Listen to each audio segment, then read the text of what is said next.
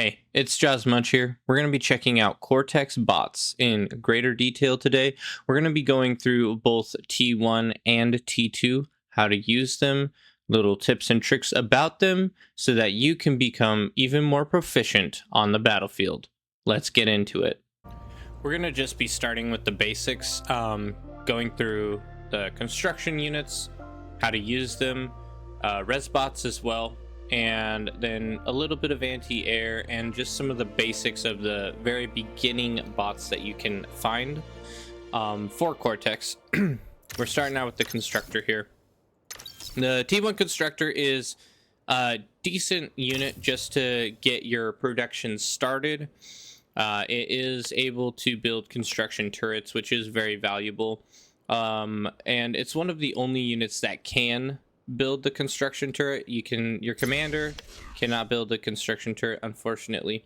Even the T2 vehicle cannot build a construction turret, whereas also where are they? The Twitcher, which is a T2 unit, is capable of building the constructor turret as well. So this is one of the reasons why the T1 constructors can be quite valuable right off the bat, is just the ability to build construction turrets. They also are required in order to advance to the next lab, which would be the advanced bot lab.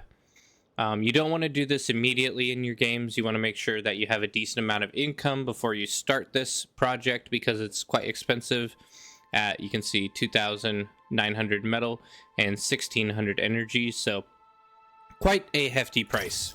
Also, with the T1 constructor unit, you have special Mech Upgrades that you can build, which are called the Exploiter. These are a tankier turret mechs that you can place that are able to actually withstand a bit of damage. They can be outranged by rocket bots, but they are decent for just area denial and covering the mechs that are placed to make sure that they don't get shot down easily. You can see it has a total of 1,400 health, which is more than even a light laser turret. Everything else is pretty simple. There's geothermal plant, which aren't available on all maps, but generally is one of the more efficient sources of power. And then there's also the advanced solar collector. These I would only recommend if your energy for wind is below maybe 9 in average wind speed. So like if you check out the wind speed here, it's a current wind risk of 7, but the average wind speed is 14. So in this map in particular, it wouldn't really be efficient to build advanced solar because it's not a low enough average wind speed. You would want your average wind speed to be below 9 essentially in order for it to be efficient. You also have a lot more turrets available to you than with your standard commander. You have the Warden, which has a good area denial. It can hit rocket bots from further away, which is very good. I like to place these a little bit behind my original army. That way the armies are kind of taking the hit, so our rocket bots and our grunts and our thugs are maybe taking the hits and maneuvering, while this is providing passive damage. And it's also a pretty decent retreat point as well. So I definitely enjoy using the Warden. It's a pretty decent turret. Then we have a lot more anti-air capabilities with the T1 constructor, such as the SAM tower. This is a kind of a lighter anti-air, and then you also have the Eradicator. This is for a larger amount of bombers or fighters that you're trying to shoot down, and this is really something you'd only want to build if your air player ends up collapsing and falling apart completely, or if you just have a lot of metal to spare and the player that's doing air on the other team is constantly sending in bombing runs. This can help chip away at them and help your allies be able to shoot down those easier. Okay, so and then we also have the Agitator. This is really valuable for area denial on wide open maps, or for good areas like on a hilltop like this, as it would have a little bit longer range, and it can really shell down anything in this area without even being hit, because you have to try to hit something up pretty far up on top of a mountain. It'd be kind of tough to get shots up there. Most units wouldn't even be able to attack it, so that's a very defensible position.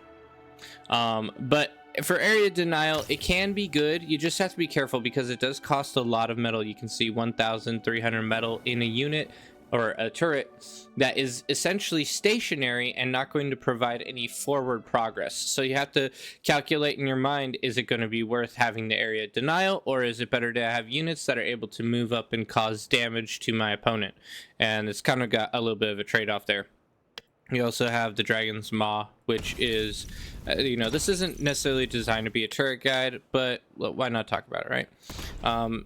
Dragon's Maw, which has a little bit of a bonus behind walls where you can actually peek the turret over the top, and then the walls will deflect some of the shots that are fired at it. So it can have a little bit more resistance.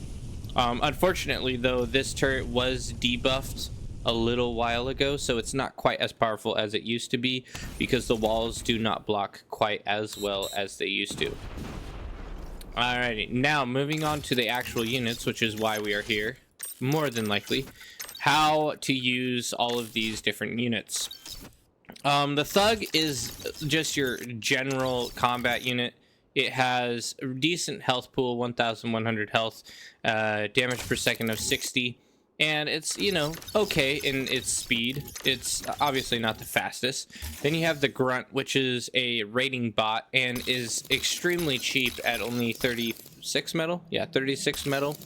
And the damage per second can be up to 70. Now, the unique thing about the Grunt is the fact that it actually outranges the Pawn by a little bit. So you can get some free damage. I believe the Pawn's range is about that large, whereas the Grunts just got a little bit more, so it can kind of poke in, do some damage, and then poke out if the Pawn doesn't push on it very quickly. So you can mess around with chipping away at Pawns in that manner. They are, however, a little bit slower than the Pawn, so they can get run down and killed relatively easily in a large group of Pawns. But these are really great for, assuming how they're so cheap, you can just run them wherever you want. You can kind of like try to hit the edges of the map maybe and work yourself around the defenses, and maybe hit some of the economy in the back line. It really just kind of depends on what's available. This map is a little bit harder to get through the back line just due to the hills and mountains that are across the map, but you want to look for opportunities like that. Now, another valuable thing about the Grunt is the fact that it's so little metal, it can be used to absorb heavy shots, such as a sniper shot or a pulsar shot or even a starlight shot. These are all things that will fire a large blast of energy to destroy something, but then only destroy something that's worth 36 metal. So it's a really good trade to help protect some of your more tanky units even later into the game. Next, we have the Aggravator. These are really good range. They're very good at taking out large clusters of units that are a little bit slower. So, for instance, the Centurion really struggles against the Aggravators because the Aggravator has a little bit more speed, and they can kind of walk away while firing at a slow-moving Centurion and kind of maintain the distance required. And the Centurion struggles to dodge the missile fire, and so it's pretty easy to take them out in that manner. They also are really good at taking out things like a stationary T1 turret, for instance, just the light laser turret. They're gonna have a little bit longer range than even the Exploiter, so you can kind of see where that lines up right across the feet of the rocket bot, whereas the rocket bot is able to very easily hit and damage the Exploiter there. So you want to try to manipulate the range of the rocket bots, and really I wouldn't recommend building only rocket bots in a match, as they are relatively bad solo, because the amount of weapon fire that the amount of time it takes for the rocket to fire is quite long. So you can dodge the missile at long range, and that means that thugs walking by can't even dodge some of the missile fire of the rocket bot. So it's good to have a very strong mix of units in the beginning of your playthrough with Cortex. I would recommend, this is my favorite ratio actually, is 2 thugs, 2 rocket bots, maybe like 1 grunt, and then 2 res bots. Now, the reason why I like this ratio is the res bots are able to heal the thugs and the rocket bots if they take damage. They're also able to reclaim any metal that's on the ground from the battlefield.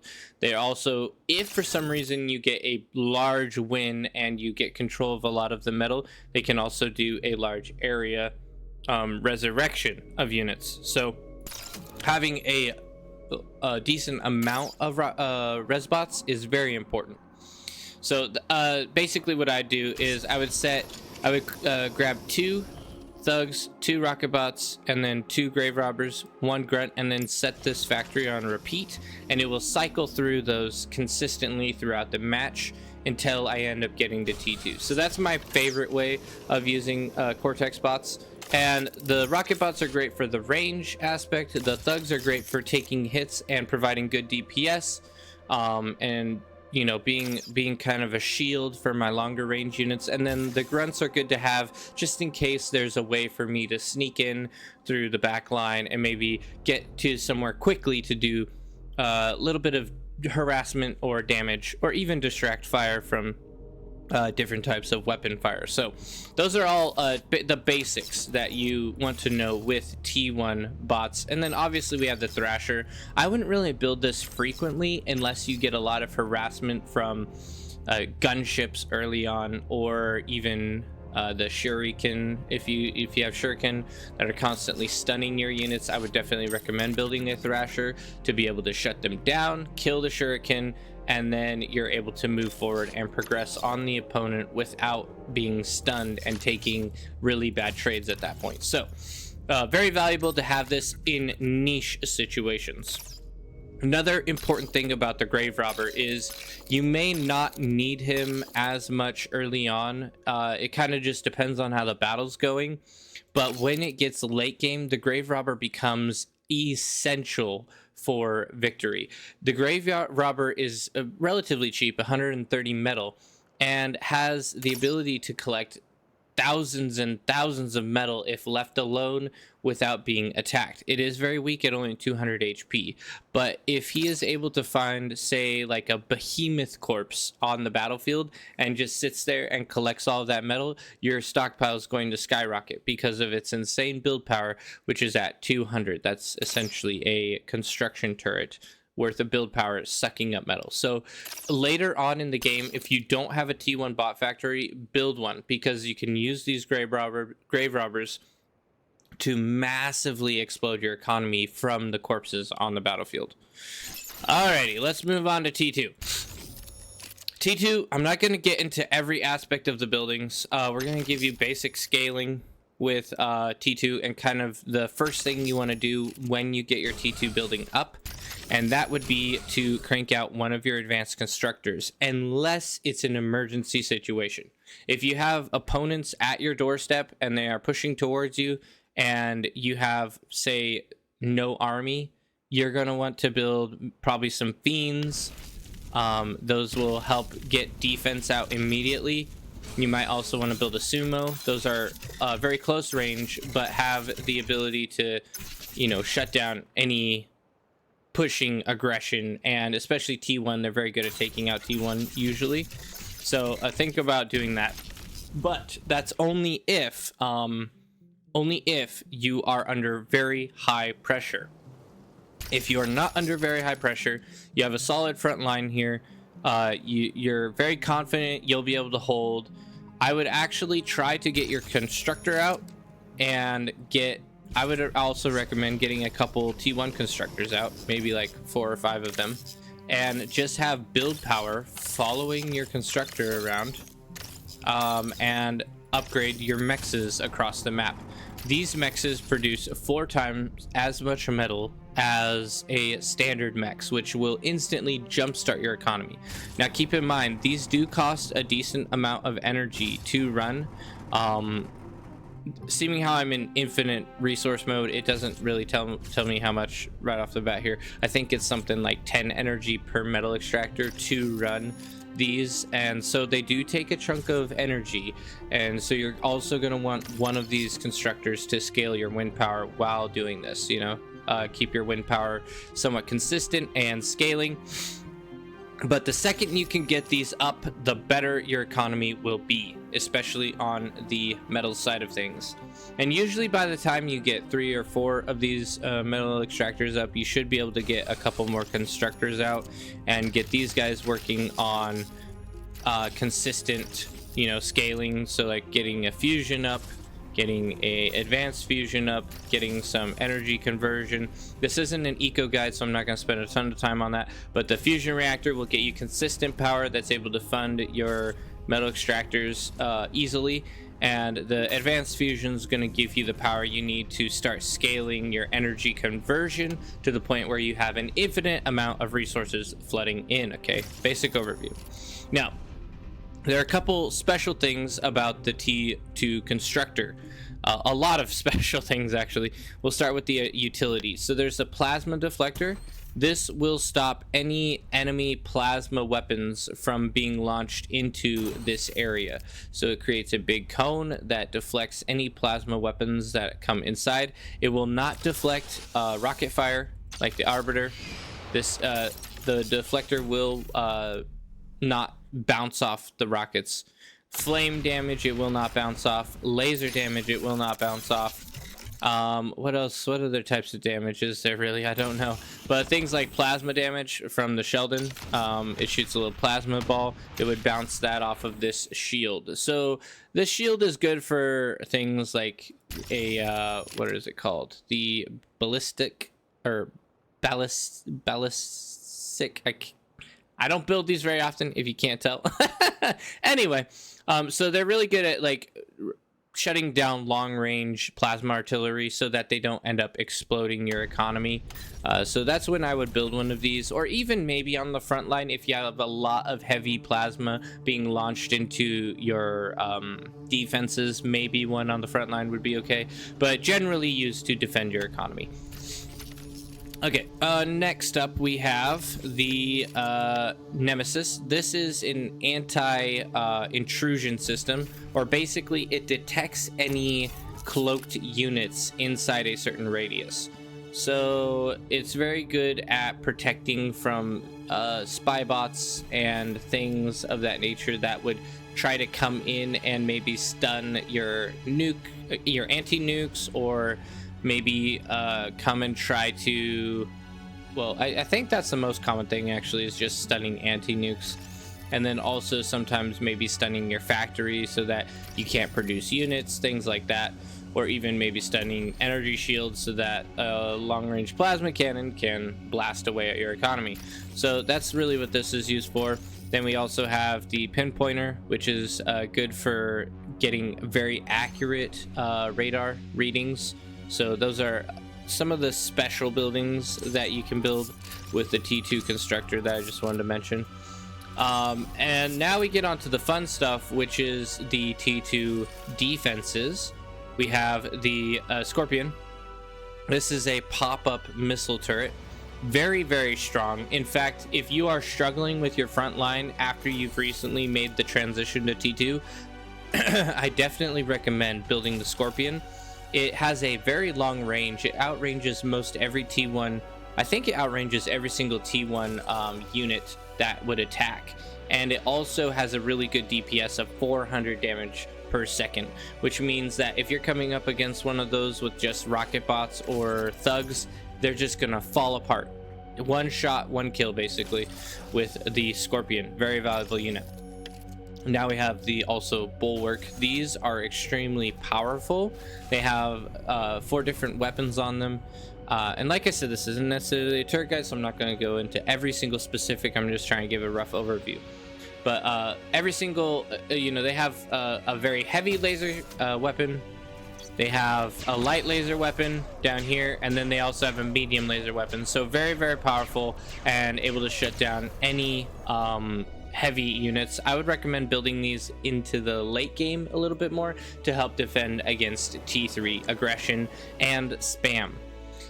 Then there's also a couple different weapons that you could build, like the Catalyst, which is it's like a mini nuke launcher, tactical missile launcher, very valuable at shutting down defenses, and the list goes on, but we're not going to focus too much on that. This is also your pathway to the experimental gantry, where you're going to get a lot of your, well, all of your T3 units. These are things like the Behemoth, massive vehicle that moves very slowly, the Karganeth, which is able to go over mountains and shoot down missile fire, Shivas, and Juggernauts. All the good stuff is in that factory. Okay, let's get these out of here. Alrighty, let's get on to the units, because that's why we came, I'm sure. So we've got this is actually a very unique unit, the Commando. Not very common to be used. It does have an extremely large build radius, so it can be decent at support. It's just kind of a weak unit, and it doesn't have a very long weapons range, if you know what I mean. It's a relatively low damage, low weapons range, kind of a specialty unit. So I don't build them very often, and when I do build them, usually it doesn't turn out very well. But the unique thing about them is you can have a transport pick them up, and they are a paratrooper class, which means that if your transport ends up exploding, now that might actually damage this a little bit. Yeah, so when the transport ends up exploding, your commando is able to still land without dying. And every other unit that you do that to, they would explode in midair with the transport. So this is a unique style of unit. It also has the capability of building mines, which is quite unique as well. You can blast them with mines and get them in weird, unique positions. And it is designed to be a spy unit that is not discovered by the opponents as it flies across the map. So a common strategy would be to build your transport, get him in the transport, which is then cloaked by the radar jammer, and then fly the radar jamming all the way over to a random area on the map, and then build like mines and stuff, build maybe some pop-up turrets, and then move again, and then hit the economy in the back line where they aren't expecting you, and build some more pop-up turrets and mines back there and destroy their economy. So it's a very unique unit in the way that it's used and the fact that it can build its own escape vehicles, but it's not a very strong unit unless used specifically for like sneaky plays. So keep that in mind. I wouldn't recommend building these all the time, but they are available for those who want to try cheeky little strategies. All right, next we got the Sheldon. These are very common on the battlefield because they have a very long range of damage that they can do. They can fire quite far away, and they do a tiny little plasma shot that does a little bit of area of effect damage. They are kind of like little needles. You can see they do 65 damage per second, which is very comparable to the Aggravator, which does 40 damage per second, and the Thug, which does 60 damage per second. So it's relatively low damage per second, but they are relatively cheap at 400 metal a piece.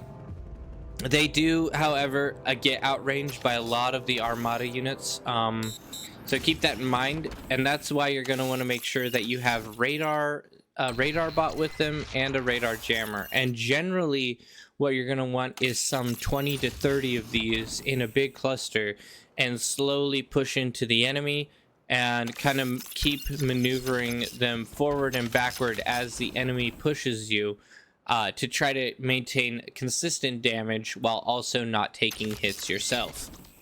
So they're very strong units. A lot of people like using them. They're not my personal favorite, but I understand why people like them.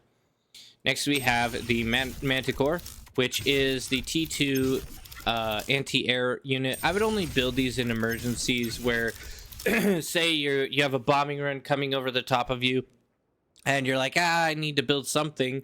You could probably build a Manticor relatively fast, or what would even be better is to grab a T2 Constructor and pop down a anti air flat gun. That would be better.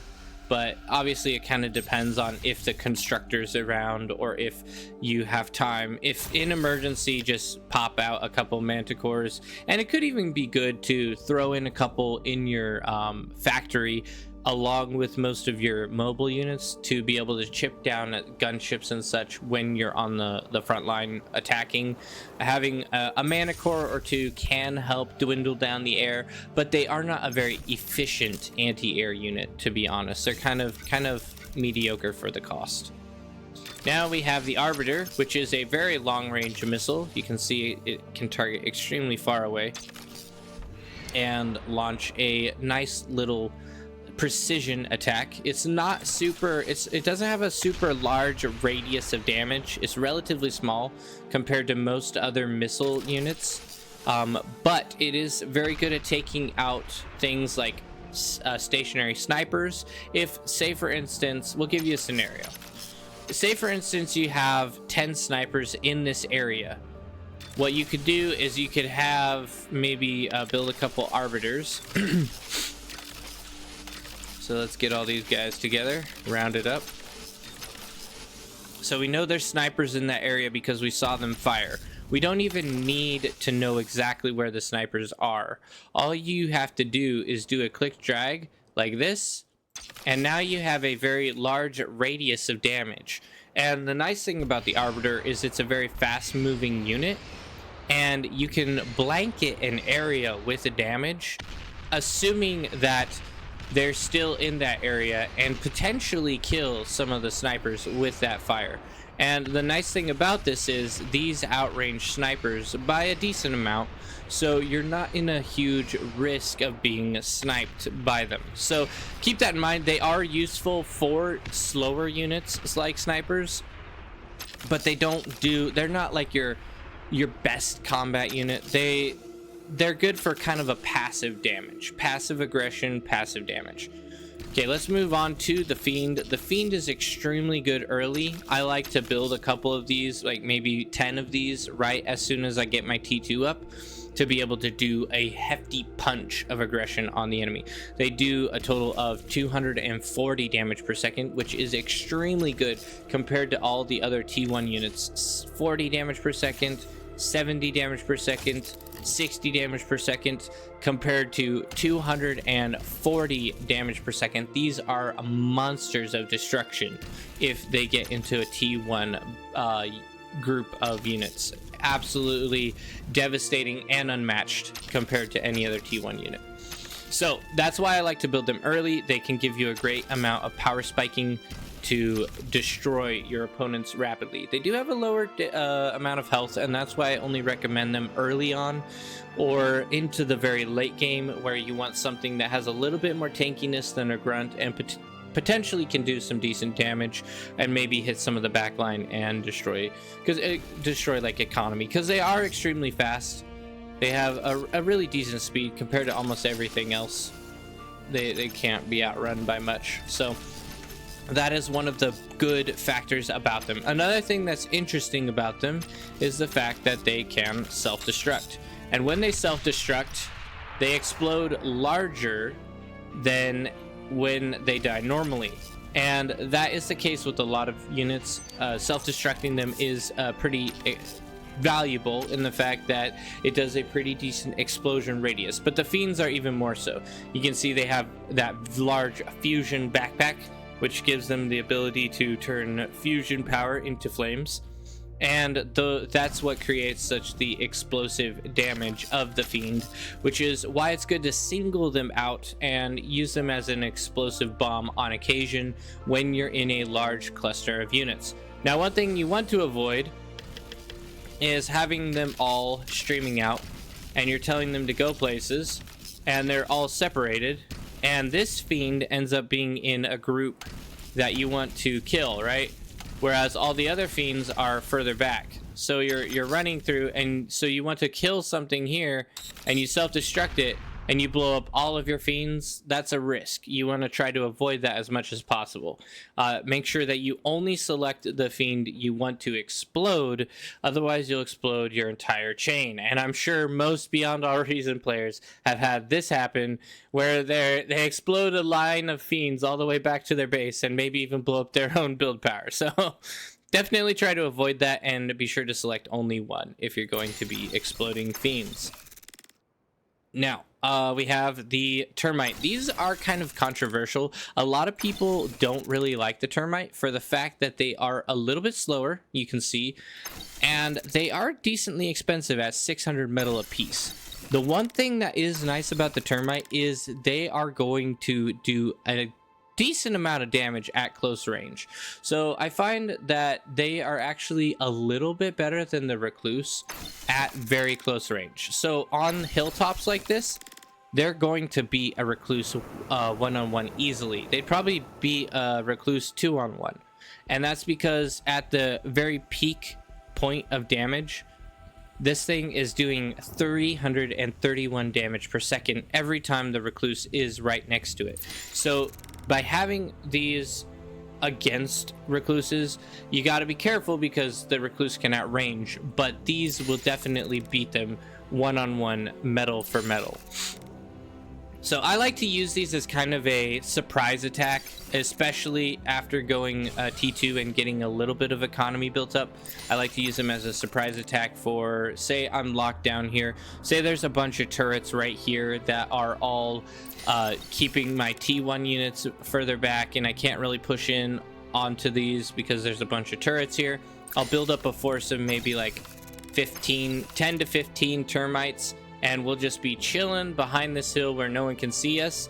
And then when I get ready to push, what I'll do is I'll push in all of my termites, get a jump on these turrets, maybe even in the back line, and hitting some of the repair turrets that might be back here, maybe killing the commander or the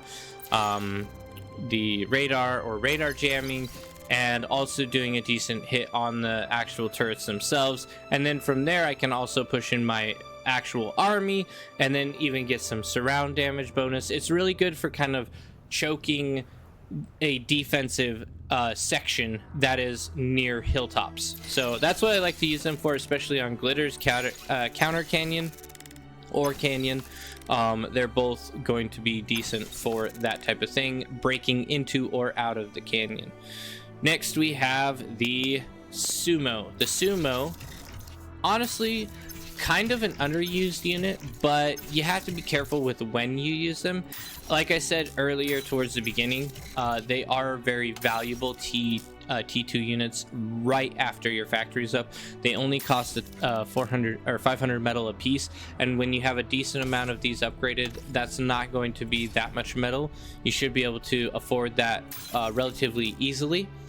And these guys are going to be extremely tanky. The only problem is they're quite slow. As you can see, they move like little turtles. That's most Cortex units, by the way, move like little turtles. And so they're not getting anywhere fast, but they have a chunky 5,000 health to take with them, which is more than most every other light T2 unit in the game. As far as I know, they can, you know, hound, if a hound is gotten on top of a Sumo, the hound's absolutely demolished. Hounds definitely have to stay away from these, so they'd be good at like close corners. So if the enemy's pushing in here and you have like Sumos lined up here, you can push them into there and stop this engagement from happening, because a Sumo is going to do decent damage. It has a pretty decent damage per second, 340, and it has the HP to take the hits too. So even if you're kind of losing a fight, if you get them in an advantageous location, they can really help turn the tide of a battle. You just have to be careful because they do cost a bit at 500 metal a piece, so it's not nothing. Next we have the Spectre. Oh, one more thing with the Sumo I would recommend is they can be nice if there's a lot of spam late game as well. Is what I like to do is mix Mammoth. So I do something like this: 2 Mammoths to one sumo or something, or 3 mammoths, 2 sumo, and the sumos are there to create a wall of blockage for spam. So if there's tons of ticks or pawns or grunts just streaming across the map, you can create a wall of spam depletion with sumos, and then that will help your mammoths be able to actually push forward and hit the heavier hitting targets, and the little things won't leak past them. Because I mean, mammoths do fire quickly, but even at that speed, sometimes things can leak past if there's a large stream. So it's nice to have some smaller units that are firing relatively the same speed and doing really good damage as well. So that's another thing about the sumo that I like late game, is the anti-spam aspect of them. Next we have the Spectre. This is a EMP bot. These are underused and undervalued by every single Beyond All Reason player. Extremely valuable. So let's explain what the circles mean. We have the blue circle. Blue circle is the radius at which your EMP field will stun something. Okay, I believe it's not a consistent stun across the whole field, but I'm not entirely sure, so don't quote me on that. But I think the closer into the spy bot, the heavier the EMP stun. I'm not positive. If someone actually knows the truth about that, please leave a comment, because I've been wondering about that since I've been playing bar. Okay, so the EMP is the outer blue circle. The inner green circle is the build power, where you can reclaim anything on the ground. So you want to reclaim some rocks. Your spy bot is capable of reclaiming anything that is on the ground. So very cool and underused, I would say. It's kind of like a very weak version of a grave robber. You can use it in the same way, and it could be nice to have it. The only thing is, when it is reclaiming, it loses its stealth capability, so it's going to be very easy to kill at that point. So just keep that in mind. Don't reclaim where it will be easy to get shot at. Then next we have the orange ring. The orange ring is a detection ring, and this detection ring this detection ring is basically letting you know that if an enemy unit moves into this ring, then you will end up becoming uncloaked at that point. So you'll lose your cloak, and then you'll be easy to target and kill. So at all costs, avoid letting an opponent be inside your inner ring, because that will decloak you and cause you to die.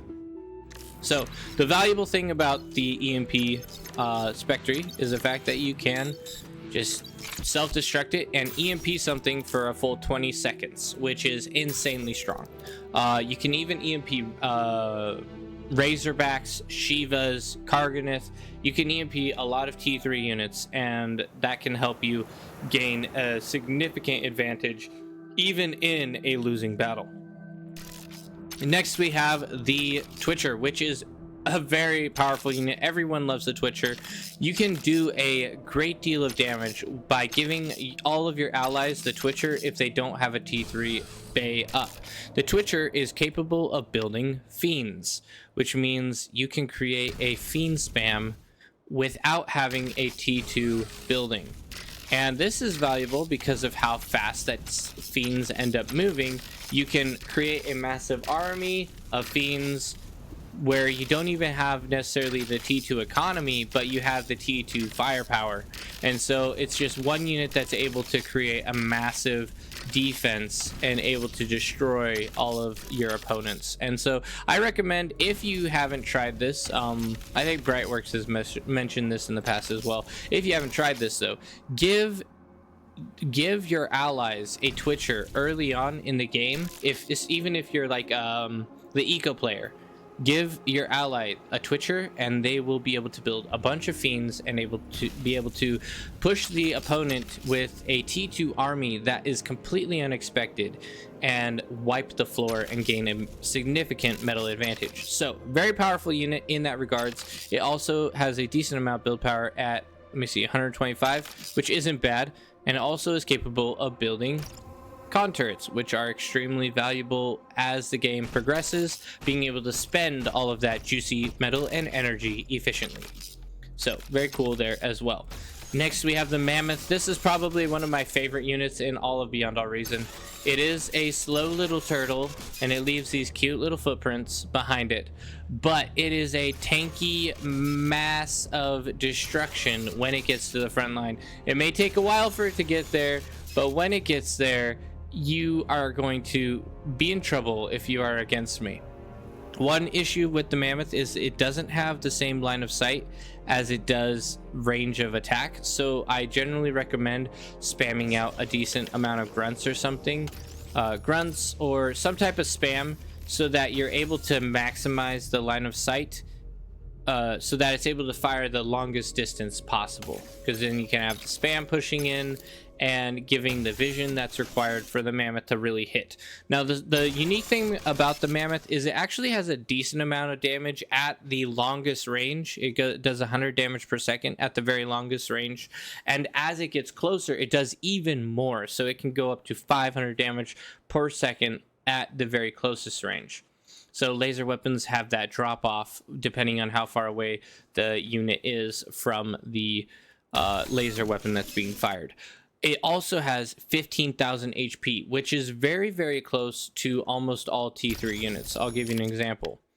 So it's essentially a T3 unit that you can build in T2. So the Cargoneth has 12,000 HP. The Catapult, 6,000 HP. Shiva, 9,000 HP.